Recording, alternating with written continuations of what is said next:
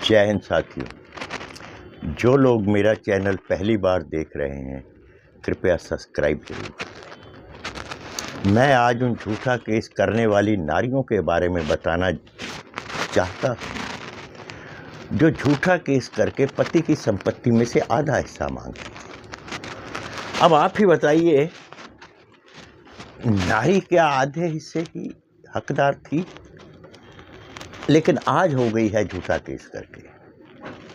जिस नारी को पति के बाद सारी संपत्ति, पति अपने सारे अधिकार नारी को दे देता है, जीवित अवस्था में ही दे देता है, वो नारी आधा अधिकार मांग रही है।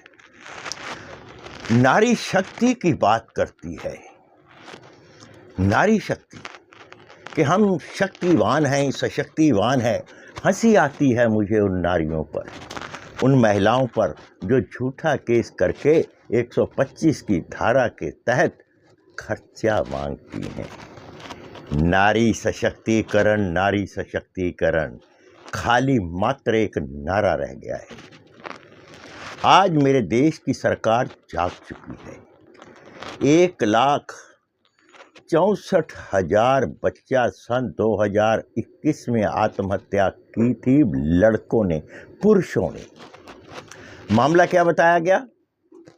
पारिवारिक मसला।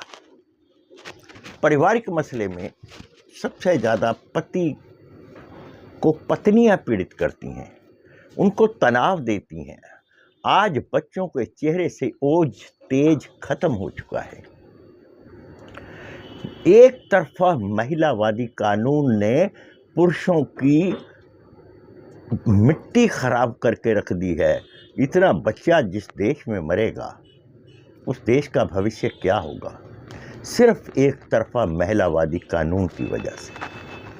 क्या पुरुष की कोई सुनवाई नहीं होगी? होगी। अब जो महिला नारी सशक्तिकरण की बात करती हैं, हम अपनी रक्षा करने में सक्षम हैं, ये जो कहती हैं, किसके सिर पर सक्षम हैं? ये पुरुषों के सिर पर अपनी रक्षा करने में सक्षम है।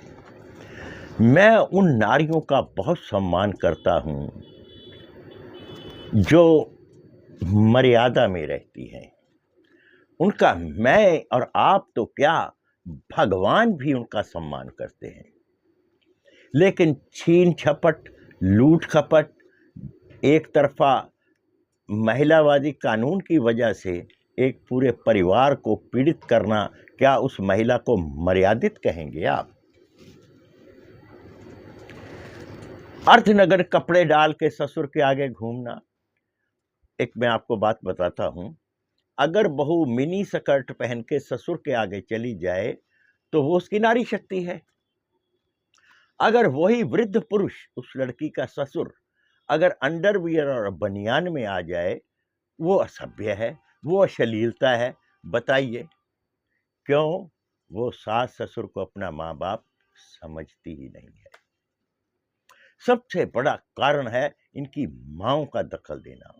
दान तो करती बेटी माँ बाप ने, लेकिन दखल अंदाजी नहीं छोड़ी, तो ये दान पुण्य भी तुम्हें कहां लगेगा? अगर आज महिला सुरक्षित है तो पुरुष के दम पर सुरक्षित है। जब बहुत से परिवार मरने लगे ना, बच्चे मरने लगे, परिवार खत्म होने लगे, आज क्या हालात है नारियों की जिन्होंने झूठे केस किए हैं?